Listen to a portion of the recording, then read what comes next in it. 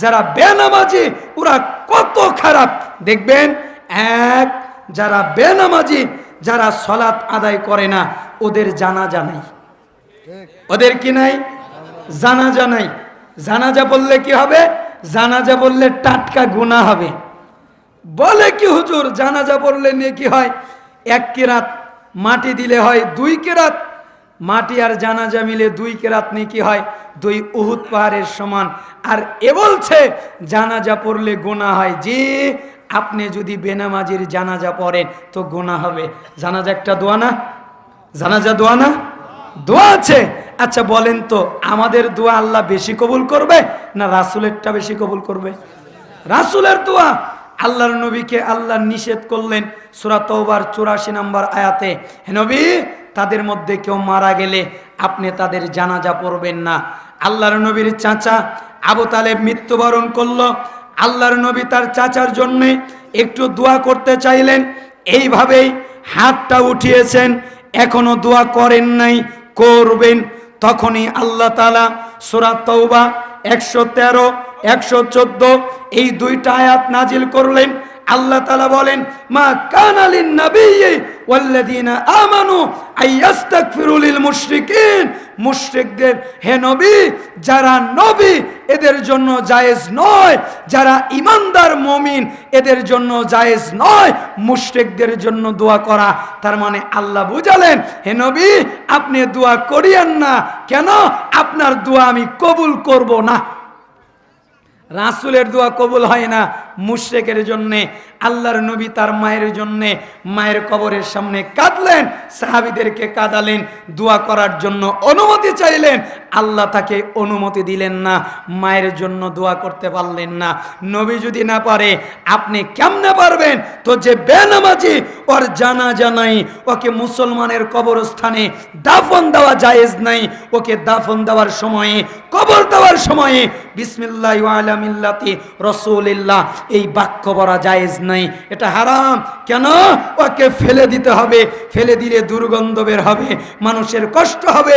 এজন্য কুত্তা মরে গেলে যেরকম কুত্তাকে পুঁতে দেওয়া হয়, যে বেনামাজি ওকে কুত্তার মতো করে পুঁতে দিতে হবে। তাহলে ও কত খারাপ, ও কত জঘন্য যে সালাত আদায় করে না। ওর জন্য দ্বিতীয় ফতোয়া, ও যদি মুরগি জবে করে, ও যদি গরু জবে করে, ও যদি ছাগল জবে করে, ও যদি ভেড়া ভেড়ি বকরি জবে করে, তাহলে জবেকে তো গোস্ত খাওয়া যাবে না। ও বিসমিল্লাহ বলেছে তাই কি? 1 বার নয়, 1000 বার নয়, 1 কোটি বার যদি বিসমিল্লাহ বলে আর যদি সালাত আদায় না করে, তার সাথে তার জবকিত গোস্ত খাওয়া যাবে না। এটা টোটাল হারাম। যারা বেনামাজি 3, তাদের সাথে মেয়েকে বিয়ে দেওয়া যাবে না। বেনামাজের সাথে মেয়েকে বিয়ে দিলে বিয়ে হবে না, ওটা বিয়ের আগেই তালাক। ও বিয়ে হয় নাই। তা আপনি যে বলবেন আমার মেয়েকে 10 বছর ধরে বিয়ে দিয়েছি, আমার জামাই তো 10 বছর ধরে নামাজ পড়ে না, বেনামাজের হাতেই তো বিয়ে দিয়েছি, তাহলে কি পাপ হচ্ছে? জি জি জি, এবার খালি পাপ না, 10 বছর ধরে আপনার মেয়ে জিনা করছে। কেন? ওর বিয়েই হয় নাই। বেনামাজির হাতে বিয়ে জায়েজ নয়, আপনি কেন বিয়ে দিলেন? বাপ যদি বেনামাজি হয় আর বাপ যদি বিয়ে দেয়, তাহলে ও বিয়েও জায়েজ নয়। স্বামী সালাত আদায় করে, স্ত্রী সালাত আদায় করে না, স্ত্রী সালাত আদায় করে, স্বামী সালাত আদায় করে না, তাহলে তাদের বিবাহ টেকে না, তাদের বিবাহ ভেঙে যায়। দলিল সূরা মুমতাহিনা আয়াত নাম্বার 10। সময়ের স্বল্পতায় আমি দলিল নাম্বার খালি ব্যবহার করছি আর ফতোয়া আপনাকে শুনিয়ে দিচ্ছি। তাহলে বেনামাজি কত খারাপ। আবারও বলে কি জানেন? কয় আমি নামাজ না পড়লে কি হবে? আমি রাস্তা করে দিয়েছি, আমি দান করে দেই, আমি মসজিদ করে দেই, আমি মাদ্রাসা করে দেই, আমি গরিবদের দেই, আমি এতিমদের দেই, আমি গাছ লাগিয়ে দিয়েছি, আমি রাস্তা মেরামত করে দিয়েছি, আমি রাস্তায় বিশ্রামাগার করে দিয়েছি। নামাজ না পড়লে কি হবে? আমার ঈমান ঠিক আছে, এই আমলগুলো আমাকে জান্নাতে নিয়ে যাবে। বলে না? বলে না? অনেকে বলে। অথচ আল্লাহ নবী কি বললেন? আউয়ালু মা ইউহাসাবু বিহিল আবদু ইয়াউমাল কিয়ামাতিস সালাহ ফাইন সালাহা সালাহা সাইরু আমালিহি ওয়া ইন ফাসাদাত ফাসাদা সাইরু আমালিহি। আল্লাহ নবী বললেন কিয়ামতের দিন বান্দার প্রথম যেটা হিসাব হবে ওটা হলো সালাত, নামাজের। তার যদি নামাজ থেকে যত ইবাদত করেছে সব টিকবে, আর তার যদি নামাজ না টেকে যত ইবাদত করেছে সব বরবাদ হয়ে যাবে, বাতিল হয়ে যাবে। তাহলে ওই লোক যত ভালো কাজ করেছে নেকি পাবে না নেকি গেছে? কেন? ওর নামাজ নাই, ওর নেকি নাই। দলিল সহিহুল জামি 2573 নম্বর হাদিস। আল্লাহর নবী বলেন, মান হাফাজ আলাইহা কানাত লাহু নূরা ওয়ালা বুরহানা ওয়ালা নাজাতান ইয়াউমাল কিয়ামা। যেই ব্যক্তি সালাতের হেফাজত করে, সালাত আদায় করে, সালাত কিয়ামতের দিন তার জন্য নূর হবে, তার জন্য আলো হবে, তার জন্য জ্যোতি হবে, তার জন্য প্রমাণ হবে, তার জন্য দলিল হবে জান্নাতের, তার জন্য মুক্তির উপায় হবে। ওয়ামান লাম ইউহাফিজ আলাইহা লাম ইয়াকুন লাহু নূরুন ওয়ালা বুরহানুন ওয়ালা নাজাতুন। আর যে ব্যক্তি সালাতের হেফাজত করে না, ওই সালাত তার জন্য নূর হবে না, তার জন্য আলো হবে না, তার জন্য জ্যোতি হবে না, তার জন্য প্রমাণ হবে না, তার জন্য দলিল হবে না, তার জন্য মুক্তির মাধ্যম হবে না। কি হবে?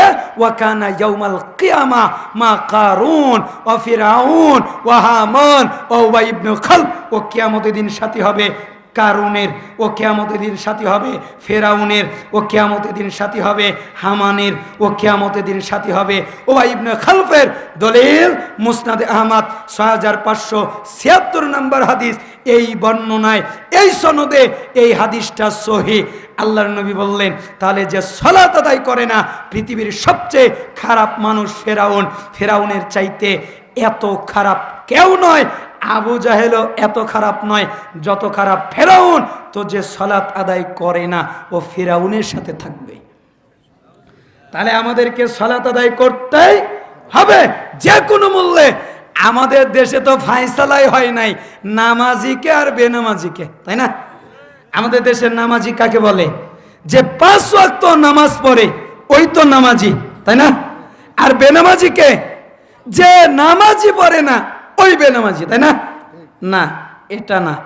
যে নামাজ পড়ে না ওর তো জায়গায় নাই, ওর আর হিসাব টিসাব লাগবে না। কি হবে?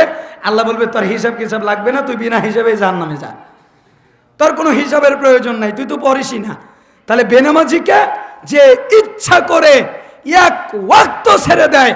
ওমর ইবনুল খাত্তাবের 1 রাকাত ছেড়ে গিয়েছিল, ইচ্ছা করে নয়, তার পেটে ছুরি মেরা হয়েছিল ফজরের সালাতে, তাই ওনার 1 ওয়াক্ত নয় 1 রাকাত পড়েছে, আর 1 রাকাত পড়তে পারে নাই, অনিচ্ছা করে, ইচ্ছা করে নয়।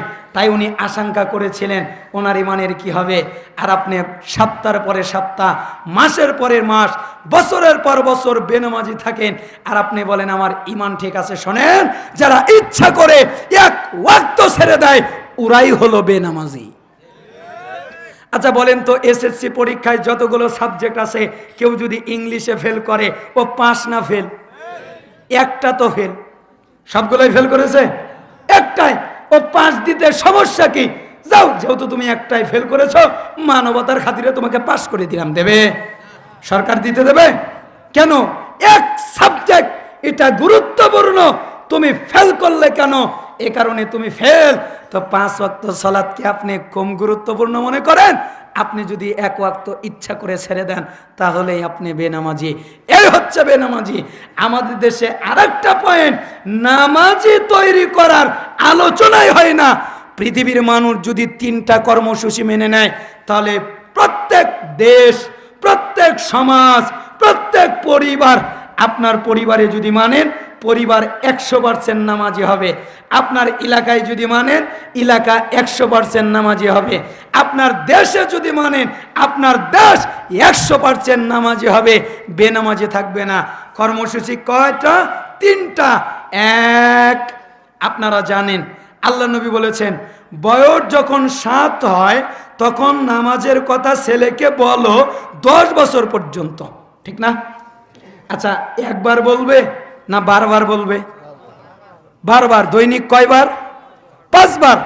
সন্তানকে বলবে, আব্বা নামাজ পড়ো, সোনা নামাজ পড়ো, ময়না নামাজ পড়ো, যত আদর আছে করবে। কেন? এখন আর মারা যাবে না। কয় বছর পর্যন্ত? 10 বছর পর্যন্ত। আচ্ছা বলেন তো, কোনো বাপ যদি 10 বছর পর্যন্ত 3 বছর খালি একটা ছেলেকে প্রত্যেক দিন 5 ওয়াক্ত নামাজের কথা বলে, ওই ছেলে বেনামাজি থাকতে পারে? তাহলে এই পদ্ধতি যদি ফলো করা হয় তাহলে ওই দেশের 70% নামাজি তৈরি হবে, ঠিক না? দ্বিতীয় কর্মসূচি, আল্লাহ নবী বলেন যখন বয়স 10 হয় তখন তাকে পিটিয়ে সালাত আদায় করাও, বয়স যখন 15 বছর হয় ওই পর্যন্ত। তাহলে সন্তানকে পিটতে হবে কয় বছর হলে? 10 বছর। এবার আর বলতে পারবে না আব্বা নামাজ পড়, সোনা নামাজ পড়।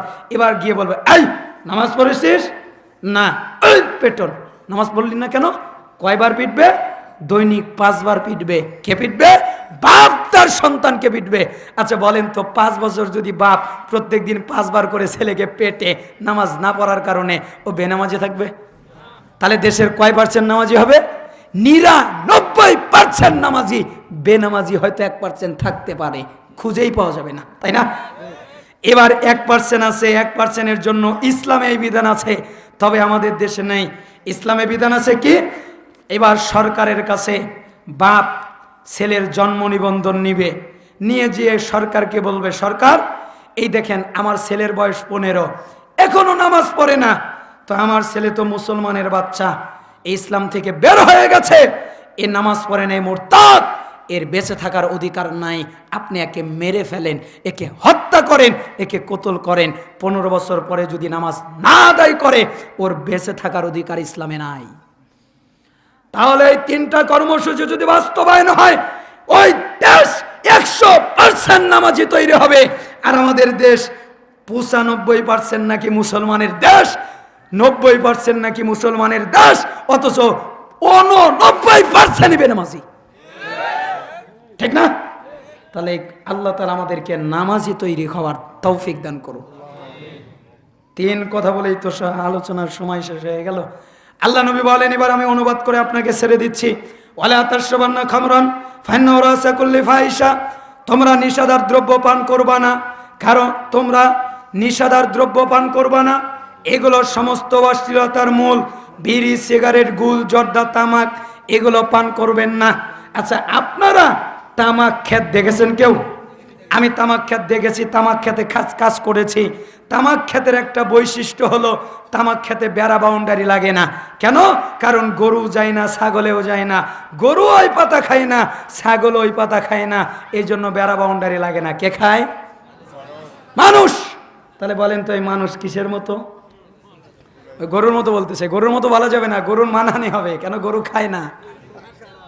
তো এরা যারা বিড়ি, সিগারেট, গুল, জর্দা, তামাক পান করে তারা গরু, ছাগল, কুত্তা, শ্রীগাল, শুকুর, পোকামাকড় যা কিছু আছে উলাইকা কাল আনআম, এরা চতুষ্পদ জন্তুর মতো। না না না, বালহুম আদল, এর চেয়ে খারাপ। তার মানে যত নিকৃষ্ট প্রাণী আছে সবচেয়ে খারাপ যারা এইগুলো পান করে। হুজুর আবার মজা করে বলে, কয় ধূমপান হারাম আর জর্দা খাওয়া মাকরুহ।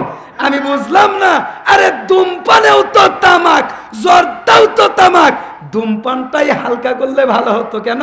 ওটা তো ধোঁয়া খায়, আর তুমি জর্দা তো টাটকা খাও, তাই না? তা আমি গবেষণা করে দেখলাম যে হুজুর বলে যে মাকরুহ ওই খায়, তো ওর তো পক্ষে ফতোয়া নেওয়া লাগবে, ওর বিপক্ষে গেলে তোর তো বিপদ হয়ে যাবে। ও তো নিজে খায়, এই জন্য নিষেধার দ্রব্য পান করবেন না। গোল খায়, তাই না? গোল পান করে। একজন আলেম মজা করে একদিন বলছিলেন, আমি আলোচনা শুনছিলাম, উনি বলছিলেন যারা গুল খায় ওরা গু খায়। তা আমি বললাম গুল খাইলে গু খায় কেমনে গো? গুল খাওয়া এক জিনিস আর গু খাওয়া আর এক জিনিস, দুটা এক হয়? তো আমি পড়তে পড়তে একদিন ওই হাদিসটা পেয়ে গেলাম, তখন আমার চট করে মনে হলো ওই আলেমের কথা, উনি তো ঠিকই বলেছেন। আল্লাহ নবী বলেছেন যারা নিষেধার দ্রব্য পান করে, যারা বিড়ি, সিগারেট, গুল, জর্দা, তামাক এগুলো পান করে, আল্লাহ ওয়াদা করেছে ওদেরকে তিনাতুল খাবাল খাওয়াবেন। আর তিনাতুল খাবাল কি? জাহান্নামের শরীর থেকে রক্ত, মাংস, পুষ খসে খসে পড়বে, ওইগুলো পান করাবেন। তাহলে যারা গুল খেলো ওরা তো গুই খেলো। খবরদার এগুলো পান করবেন না। কয় এগুলো খেলে তো আমার মাদকতা আসে না।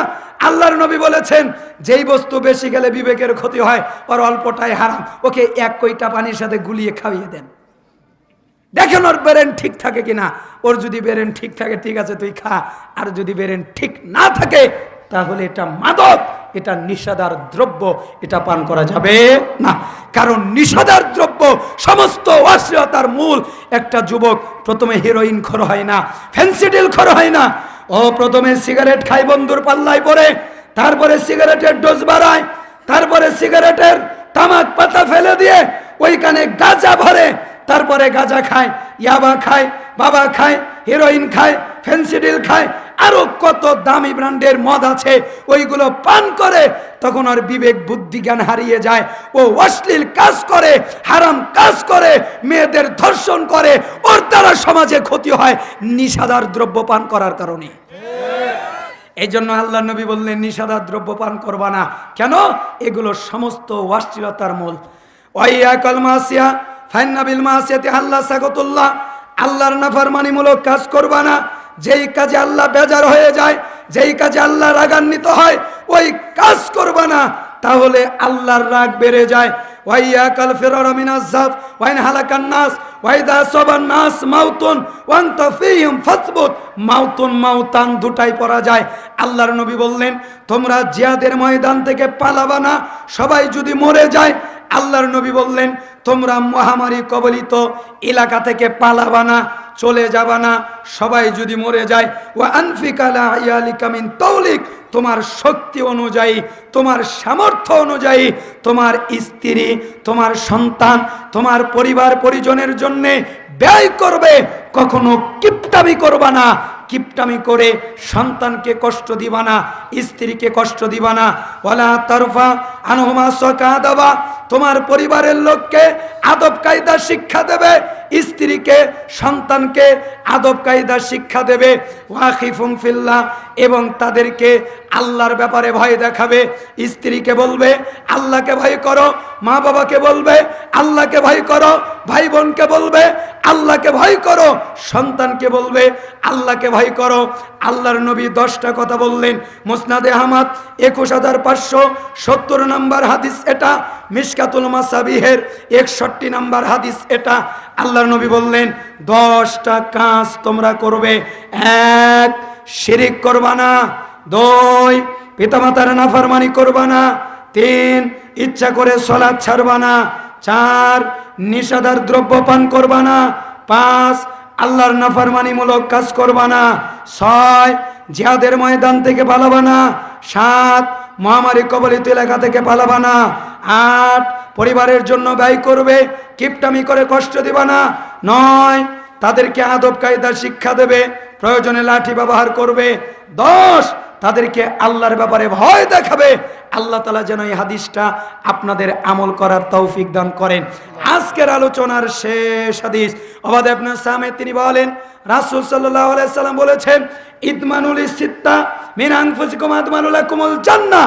আল্লাহ নবী বললেন তোমরা তোমাদের কাছ থেকে আমাকে 6টা জিনিস দেবে, আমি মুহাম্মদ বিনিময়ে তোমাদের জান্নাত দেব। আমরা দেব কয়টা? 6টা। আল্লাহর নবী দেবেন কি? জান্নাত। 1, উসতুকু ইদা হাদ্দাসতুম, যখন তোমরা কথা বলবে সত্য কথা বলবে। মাঝখানে একটা কথা বলে নেই, আল্লাহ নবী বলেছেন ওয়াসসাদাকাতু তুতফিউল খাতিয়া কামা ইতফিউল মাউন নার, তোমরা দান করবে, খায়রাত করবে। দান করলে কি হয়? যেভাবে আগুনের উপরে পানি ফেলে দিলে আগুন নিভে যায়, কেউ যদি দান করে তাহলে তার সমস্ত গুনাহ ক্ষমা হয়ে যায়। এজন্য এই জায়গায় আপনারা দান করবেন, আপনাদের পাপ ক্ষমা হয়ে যাবে। এই তিরমিজি 2616 নম্বর হাদিস দ্বারা বোঝা যায়। আল্লাহ নবী আরো বলেন ওয়াসসাদাকাতু বুরহান, তোমরা দান করো। মুসলিমে 223 নম্বর হাদিস, সাদাকা হলো দলিল। দলিল মানে আপনার বাড়ির দলিল আছে, তাই আপনার মজা লাগে। কেন? আমার বাড়ির দলিল আছে, এই জমিটা আমার, কে কেড়ে নিবে? ঠিক, আপনি যদি দান করেন তাহলে আল্লাহ আপনাকে দলিল দেবে। কিসের দলিল? জান্নাতের দলিল। জান্নাতটাই আমার। ওয়াআদতুম, যখন তোমরা ওয়াদা দিবে ওয়াদা পালন করবে, ওয়াদা ভঙ্গ করবে না। ওয়াআদু ইদা তুমিনতুম, যখন তোমাদের কাছে গচ্ছিত রাখা হবে আমানত, তার খেয়ানত করবা না। হে মাদ্রাসার ক্যাশিয়ার আপনাকে বলছি, হে মসজিদের ক্যাশিয়ার আপনাকে বলছি, সমাজ উন্নয়নমূলক কাজের ক্যাশিয়ার আপনাকে বলছি, আপনি জনগণের টাকা লুটপাট করে নষ্ট করিয়েন না, আপনার জন্য জান্নাত হবে না। আল্লাহর নবী বলেছেন, আহফাজু ফুরুজাকুম, তোমরা নিজেদের লজ্জাস্থানকে হেফাজত করবে। এ যুবক ভাই, আপনি যে প্রেম করলেন, হে মা বোনেরা, আপনি যে প্রেম করলেন, হে বোনেরা, আপনি যে ভালোবাসা করলেন, এটা লজ্জাস্থানের হেফাজত নয়। প্রেম প্রীতি ভালোবাসা চলবে না, লজ্জাস্থানের হেফাজত করবে। অগদ্য আবসারকুম, তোমরা তোমাদের চক্ষুকে নিয়ন্ত্রিত করবে। এই চক্ষু দিয়ে বেগানা নারীর দিকে তাকাবা না, নারীর দিকে দেখবা না। কোনো নারীর দিকে যদি চোখ পড়ে যায় তাহলে চক্ষুকে নামিয়ে ফেলবে। ওয়াকুফু আইদিকুম, তোমরা তোমাদের হাতকে নিয়ন্ত্রিত করবে।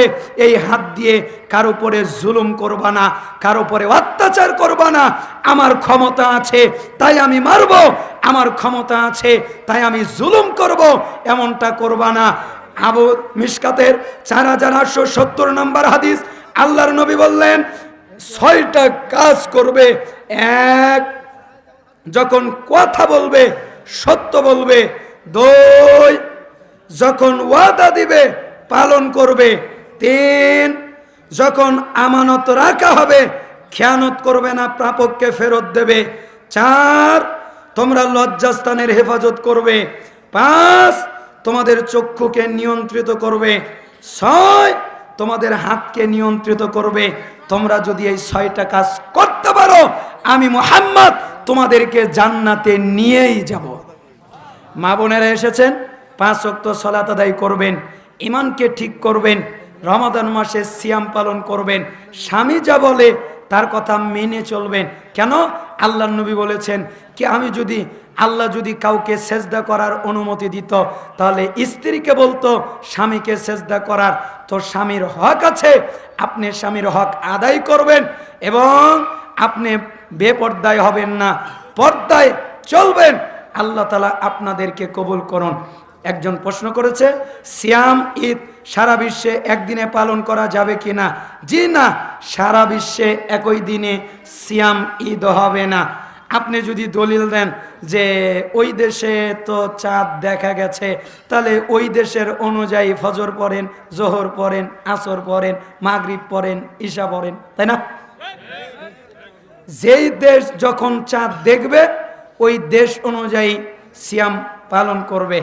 মহিলা স্বেচ্ছাসেবক আপনারা যারা আছেন তারা মা বোনদের ভিতরে দান তুলে মজলিসে জমা দেন। আল্লাহ আপনাদের কবুল করুন। আমি আলোচনা পরিপূর্ণ না করতে পারাই আমি দুঃখিত, আমাকে ক্ষমা সুন্দর দৃষ্টিতে দেখবেন। হে আল্লাহ, আমাদের যারা অসুস্থ তাদের শিফায়ে কামেলা আজিলা দান করেন। হে আল্লাহ, আমাদের যারা অভাবী তাদেরকে অভাব থেকে অব্যাহতি দান করেন। হে আল্লাহ, আমাদের যারা ঋণী তাদেরকে ঋণ থেকে রক্ষা করেন। হে আল্লাহ, আমাদের ভিতরে যে যে মুসিবতে আছে সেই মুসিবত থেকে পানা মঞ্জুর করেন। হে আল্লাহ, আপনি আমাদের দুনিয়ায় কল্যাণ দেন। হে আল্লাহ, আপনি আমাদের আখেরাতে কল্যাণ দিয়েন। হে আল্লাহ,